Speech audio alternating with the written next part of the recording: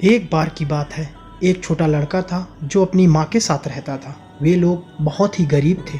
लड़का बहुत सुंदर था और बेहद चालाक भी। जैसे जैसे वह बड़ा होता गया वह और अधिक सुंदर और चालाक बनता गया, जबकि उसकी माँ शुरू से ही हमेशा उदास रहती थी। एक बार लड़के ने अपनी माँ से पूछा, माँ तुम हमेशा उदास क्यों रहती हो? माँ ने जवाब दिया, बेटा एक ज्योतिषी ने मुझसे कहा था कि जिसके भी दांत तुम्हारे जैसे होंगे वह बहुत प्रसिद्ध होगा। इस बात पर लड़के ने माँ से पूछा, माँ यह तो खुश होने वाली बात है, क्या आपको यह अच्छा नहीं लगेगा अगर मैं आगे चलकर प्रसिद्ध होऊंगा?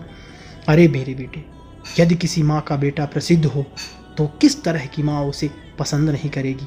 मैं तो उदास इस बात से रहती हूँ कि तू प्रसिद्ध होने के बाद मुझे भूल जाएगा। अपनी माँ की यह बात सुनकर वह लड़का रोने लगा। वह अपनी माँ के सामने थोड़ी ही दूर पर खड़ा था। कुछ देर सोचने के बाद वह अपने घर से बाहर की तरफ भागा। उसने बाहर से एक पत्थर का टुकड़ा उठाया और अपने सामने के दोनों दांतों को तोड़ दिया।